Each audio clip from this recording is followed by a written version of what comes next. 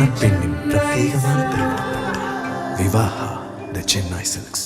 செய்திகளை தொடர்ந்து பார்க்கலாம். கடந்த சட்டமன்ற தேர்தல் தந்த தோல்வியால் ராயபுரத்தை விட்டு சற்று தள்ளியிருந்த முன்னாள் அமைச்சர் ஜெயக்குமார் தற்போது தன்னைத்தானே அதிமுக வேட்பாளராக அறிவித்துக் கொண்டு மீண்டும் தொகுதியில் ரீஎன்ட்ரி கொடுத்து அரசியல் களத்தை சூடுபிடிக்க வைத்துள்ளார்.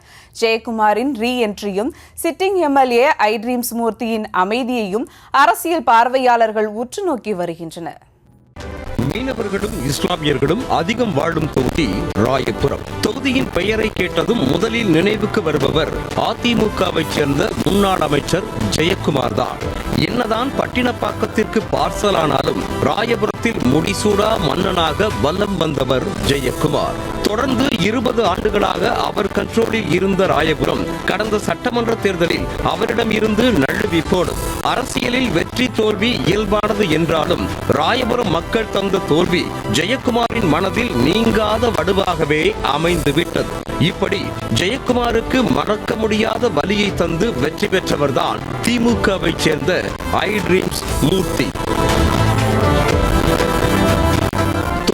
பரிச்சயம் இல்லாதவர் என்றாலும் அவர் பெயரில் அடைமொழியாய் ஒட்டி கொண்டிருக்கும் ஐட்ரீம்ஸ் என்ற அவருக்கு சொந்தமான தியேட்டர் வடசென்னை மக்களின் மனதில் நீங்கா இடம் பிடித்திருக்கும் ஒரு இடமாகும். உள்ளூர்காரர் என்ற நம்பிக்கையில் வாக்களித்த மக்களுக்கு மாற்றத்தை விட பெருத்த ஏமாற்றத்தை மட்டுமே அளித்திருக்கிறார் மூர்த்தி. சமூக நலக்கூடம், மருத்துவமனை கட்டடம், இவ்வளவு ஏன் தொகுதி மக்களின் 40 ஆண்டுகால கோரிக்கையான குறுக்குப்பேட்டை போஜராஜ நகர் ரயில்வே சுரங்கப்பாதை பணியை நிறைவேற்றியது வரை சொல்லத்தக்க வகையில் நலத்திட்ட பணிகளை மேற்கொண்டாலும் மக்களோடு மக்களாக அவர் பழகாமல் ஒதுங்கி செல்வதே அவருக்கு பெரும் பின்னடைவாக பார்க்கப்படுகிறது.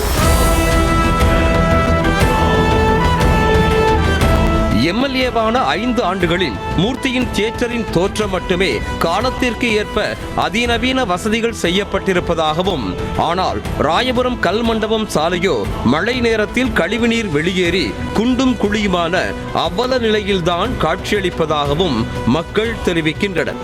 ஆளும் கட்சி எம்எல்ஏ மீது மக்கள் அதிருப்தியில் இருப்பதை அறிந்த ஜெயக்குமார் டச் விட்டு போன ராயபுரத்தில் மீண்டும் பம்பரம் போல சுற்றி சுழன்று வருகிறாராம். மக்களோடு மக்களாக இயல்பாக பழகும் கேரக்டர் தான் ஜெயக்குமாருக்கு பிளஸ்ஸே என்கின்றனர் ரத்தத்தின் ரத்தங்கள்.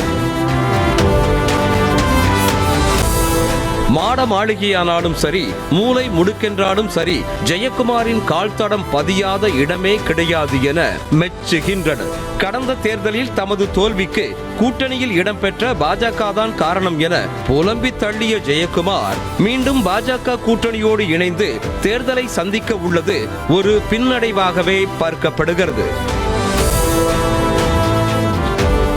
நலத்திட்ட உதவிகள் வழங்கும் ஒரு நிகழ்ச்சியில் பங்கேற்ற ஜெயக்குமார், நான் ஏதேனும் ஊழல் செய்திருக்கிறேனா, ஏதாவது தவறு செய்திருக்கிறேனா என ஆதங்கத்துடன் வினவியதோடு, அப்படி ஏதாவது இருந்தால் சொல்லுங்கள், நான் அரசியலை விட்டே விலகி விடுகிறேன் என வெளிப்படையாக அறிவித்திருக்கிறார். என்னை ஏன் கைவிட்டீர்கள், ராயபுரத்தில் தோற்க வேண்டிய ஆளா நான் என நெஞ்சை தொடும்படி சென்டிமெண்டாக பேசியது ராயபுரம் மக்களிடம் எடுபடுமா என்பது கேள்விக்குறியே. அதிமுகவில் வேட்பாளராக ஜெயக்குமார் போட்டியிடுவது உறுதியாகி இருந்தாலும் திமுகவில் நிலவும் போட்டா போட்டியால் ஐட்ரீம்ஸ் மூர்த்தி கடுப்பில் ஆழ்ந்திருப்பதாக சொல்கிறார்கள்.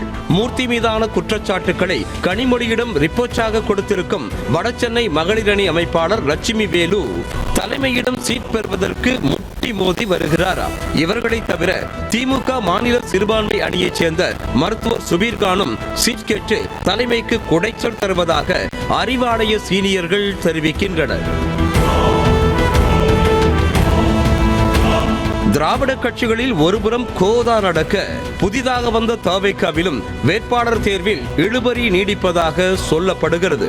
மாவட்ட செயலாளரான கட்பீஸ் விஜய்க்கு சீட் வழங்கலாம் என தலைமை முடிவு செய்தாலும் தேர்தல் செலவுகளை சமாளிக்கும் அளவுக்கு அவருக்கு சக்தி இல்லை என கூறப்படுகிறது. எனவே தொகுதி பொறுப்பாளரான நவீனுக்கு வாய்ப்பு வழங்கப்படலாம் என தெரிகிறது.